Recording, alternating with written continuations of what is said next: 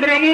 మరీ ముఖ్యంగా ఈరోజు బైరెడ్డి శబరి గారి మీద చాలా బాధ్యత ఉంది. ఇవన్నీ కూడా మీదే బాధ్యతమ్మా. మీరు కోయలకుంట్ల మనవరాలు, ఆ ప్రాంతంలో ఉన్నటువంటి ఎంపీ గారు, తర్వాత నాకు తెలిసి వీరవ నరసింహారెడ్డి గారికి బంధువు కూడా మీరు.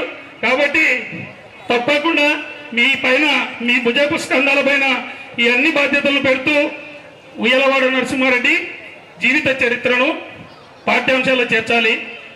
రెండో డిమాండ్ ఏంటంటేమ్మా, రాబోయే అమరావతిలో, నూతనంగా నిర్మించబోయే అమరావతిలో ఉయ్యలవాడ నరసింహారెడ్డి విగ్రహాన్ని ఏర్పాటు చేసి తీరాలి.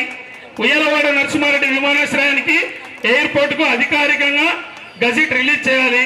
అవసరమైతే పార్లమెంట్లో మీరు మాట్లాడి ఇండియన్ వారియర్గా, అంటే ఇండియన్ వారియర్, దేశ ప్రథమ స్వాతంత్ర సమరయోధుడు కాబట్టి ఇండియన్ వారియర్గా కూడా డిక్లేర్ చేయాలని చెప్పి మీరు మా తరఫున, మీ ఉయ్యలవాడ నరసింహారెడ్డి తరఫున, మీ తాత తరఫున మీరు మాట్లాడాలని చెప్పి మనస్ఫూర్తిగా కోరుకుంటూ, ఈ అవకాశం ఇచ్చిన మీ అందరికీ హృదయపూర్వక కృతజ్ఞతలు తెలియజేసుకుంటూ సెలవు తీసుకుంటాను.